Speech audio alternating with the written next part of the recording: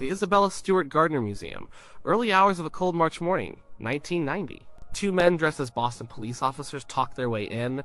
They said they were responding to a report. They looked official. The security guard let them in. That was the start of something really big. Something still not solved. Inside, the story changed fast. The police turned into robbers. They tied up the two guards. They moved through the museum. They spent over an hour and a half there. Not in a rush. They picked what they wanted, and what they took was incredible. A Vermeer, The Concert. 3 Rembrandts, including A Lady and Gentleman in Black and His Only Seascape, The Storm on the Sea of Galilee. A Manette has Tortoni. 5 Degas drawings. An ancient Chinese bronze beaker. A French imperial eagle finial. 13 pieces in total, worth a fortune. Worth more than a fortune, really. They were priceless, they were part of history, but why did they take them? That's the real question. That's the one that keeps people talking. Did these guys, these thieves, love art? Did they stand there in the quiet museum looking at a Rembrandt and feel something deep? Something more than just dollar signs, or was it all just about the money? Just about how much cash these things could bring? A lot of people wonder. Everyone has an idea, but no one knows for sure. The art is still gone. The frames are still empty, and the thieves are still out there somewhere. Let's think about the art side first. The idea that maybe, just maybe, they had some kind of appreciation for what they were stealing. Look at what they took. It wasn't random. They didn't just grab everything they could. They went for specific pieces. A Vermeer. There are only about 35 known Vermeers in the world. To pick one, to know what it is, that's not just grabbing a painting, that's knowing its value. Its historical weight, its beauty. The same goes for the Rembrandts. The Storm on the Sea of Galilee it's famous. It's a masterpiece. Someone had to know that. Someone had to target it. And they left other things. Other valuable things. They left a Titian. They left a Raphael. These are huge names. Big money. Why leave them? Maybe the thieves were particular. Maybe they had a specific list, a very sophisticated, very discerning list. That sounds a little like someone who knows art, someone who values it beyond just its market price. Someone who might even love it, in their own messed up way. Think about the cutting of the frames. For some of the paintings, like the Rembrandts and the Vermeer, they didn't just take the whole painting frame and all. They cut the canvas right out of its stretcher. With a knife. This sounds brutal. It sounds disrespectful. It sounds like they didn't care about the art. Just the canvas. But hold on, maybe it was practical. A heavy frame is hard to carry, it's bulky. It makes the art harder to hide. Cutting the canvas is quicker. It makes the painting easier to roll up, easier to transport. A thief might do that, not because they don't care about the art, but because they care about getting away with it. They want to preserve the canvas, the actual masterpiece, but the frame is just extra weight. A professional thief might even see it as a necessary evil, a sacrifice to make the larger goal owning the art possible. Some people think the art was stolen for a specific private collector, someone super rich. Someone who wants masterpieces but can't own them publicly. Someone who loves art so much they are willing to break the law to have it. To look at it every day, in a secret vault, in a hidden room. This kind of collector wouldn't care about selling it on the open market. They wouldn't care about the insurance money. They would just want the pure, unadulterated pleasure of owning these world treasures. They would want to gaze at them, to feel their presence.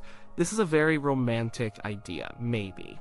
But it's not impossible. A true art lover, in this dark scenario, wouldn't care about where the art came from, only that it was theirs. And this fits with another big piece of the puzzle: the art has never surfaced. It has been over 30 years. If it was purely for money, wouldn't someone have tried to sell it by now? Even on the black market, even for a fraction of its value, stolen art often gets moved around. It gets used as collateral. It pops up in strange places, but not the Gardner art. It's just gone. Silent. This long silence makes some people think it's not about a quick flip for cash. It suggests a patient owner, an owner who isn't looking to sell, an owner who is content just to have it, to hoard it, like a dragon with its treasure. And what treasure is more beautiful, more captivating than these paintings? This suggests a deep, if twisted, appreciation for the art itself. What about that eagle? The Napoleonic eagle finial. It's a bronze piece, not a painting. It's from a flag. It's historically interesting, sure, but it's not a Vermeer. It's not worth millions and millions like the painting. Why take it? Was it a trophy, a specific request, a souvenir, a sign that someone wanted something from the museum, something that wasn't just a high-value painting, something perhaps symbolic? That's not a money move. That's something else. That points to a deeper, stranger motive. Maybe it was something to remember the heist by. A little piece of history to hold. a memento of a very audacious crime. So, yes, there's a strong argument that these thieves, or the person they stole for, loved art. Maybe not in the way a curator loves it or a scholar, but in a possessive, dangerous, and very real way. But then there's the other side, the cold, hard reality of money, the very powerful pull of it. These pieces are worth $500 million, maybe more. On the open market, if they were legitimate. Even on the black market, they'd fetch a huge sum, maybe 10% of their value. Maybe less, but 10% of $500 million is still $50 million. That's enough money to change lives, to disappear, to live in luxury for a long, long time. And that's often what art theft is about. It's about value. It's about a commodity. Stolen art is used in many ways that aren't about hanging it on a wall. It can be collateral for drug deals. It can be used to pay off debts in organized crime. It can be traded for weapons.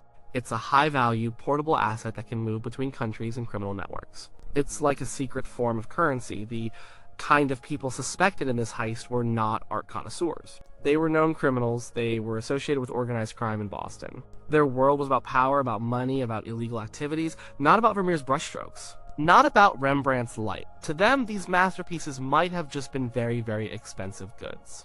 Property. Something to acquire and exploit.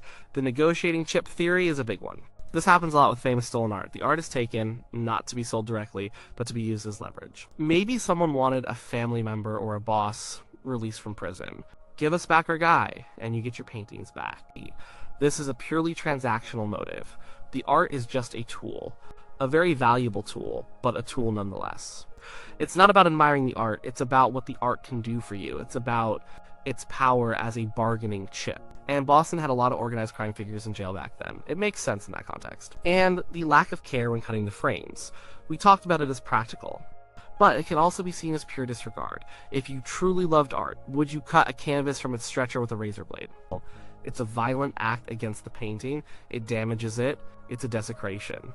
It might make transport easier, sure, but it shows a certain lack of reverence, a focus on the outcome, the acquisition, rather than the integrity of the object. That sounds more like a mercenary, someone focused on the prize, not the process or the beauty.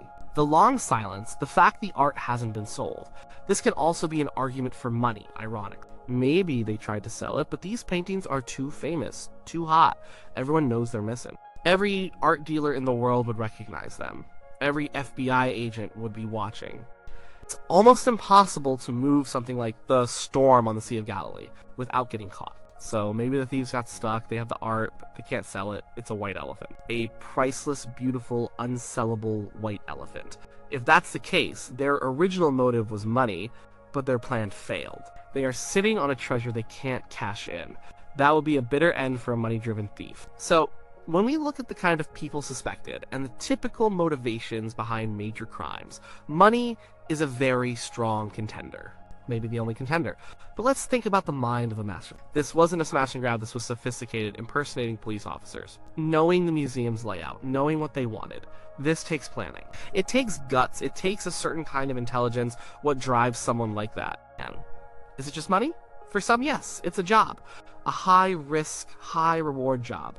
But for others, there's more. There's the thrill, the challenge, the pure audacity of it, to pull off a crime like this, to outsmart everyone, to take something so valuable from under the noses of the authorities. That creates a kind of ego boost, a sense of power. Is that a form of love? A love for the game, a love for the challenge. And if the challenge involves these incredibly beautiful, incredibly famous objects, does some of that love transfer to the objects themselves? Do they develop a strange, possessive connection to the masterpieces they've conquered? Imagine sitting in a dark room, alone, with a Vermeer that the entire world is searching for. You know, knowing that you and you alone possess it. That you and you alone can look at it. The sheer power of that. The feeling of ultimate control. Is that not a form of twisted appreciation?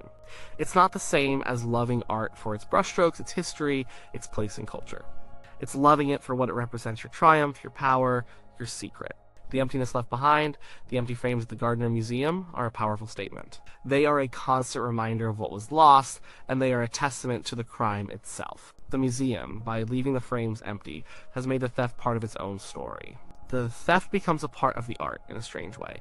It highlights the value, the irreplaceable nature of what was taken. The FBI has pursued this case for decades. Reward money has been offered, millions of dollars. There have been leads, dead ends, arrests that didn't pan out, suspects have died.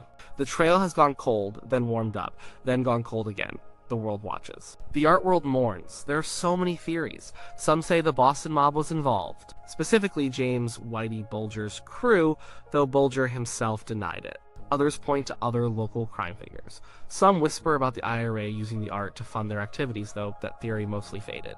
The private collector idea persists. The negotiation chip theory is always there. The human cost is immense, not just for the museum, for its staff, for the public who lost access to these treasures, but for the people involved too. The guards who were tied up, forever marked by that night. The families of the suspects who live under suspicion. The thieves themselves, if they are still alive, carrying this huge secret. Living with the knowledge of what they did, and the pressure that comes with it. Will the art ever come back? That's another big question. Some people believe it will. That one day, an anonymous tip, a deathbed confession, or a moment of conscience will lead to its return. Others are more cynical. They think it's gone forever. Lost to time, maybe damaged, maybe destroyed.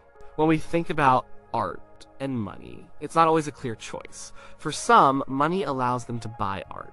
For others, art is a symbol of wealth, something to display. And for criminals, art can be both a valuable asset and a trophy. Maybe the thieves didn't start out loving art. Maybe they just saw the dollar signs. They saw the headlines. They saw the target. They saw the challenge. But after they took it, after they possessed it, after they hid it away, did something change? Did the beauty of a Vermeer, the power of a Rembrandt, start to work on them? Did they begin to appreciate, in their own crude way, what they had stolen? It's hard to imagine someone staring at the storm on the Sea of Galilee, seeing the wild waves, the tiny boat, the desperate faces, and feeling absolutely nothing but its monetary value. Art has a way of getting to people. It has a power, even to criminals. Maybe it's not a loving admiration. Maybe it's more like a possessive admiration, a desire to own something so powerful, so beautiful, so sought after. To have it when no one else can. To deny the world its view, while you secretly gaze upon it. Or maybe it really was just money, and the art was just a very expensive means to an end. Maybe they never even looked at it again after they stashed it. Maybe it just sits in a dusty warehouse waiting for a market that will never open. A symbol of a crime that went incredibly right in the taking, and incredibly wrong in the cashing out. The truth is we don't know, and maybe we never will. The empty frames remain. A testament to a daring crime. A testament to the enduring mystery of human motivation. Was it the allure of beauty? The lure of wealth? Or something much darker, much more complex that sits in the space between the two? A desire for power. A craving for infamy. A strange, warped love for the things the world values most. The Gardner Museum heist is a story not just about stolen art, but about the secrets people keep, and the desires that drive them to do the unthinkable.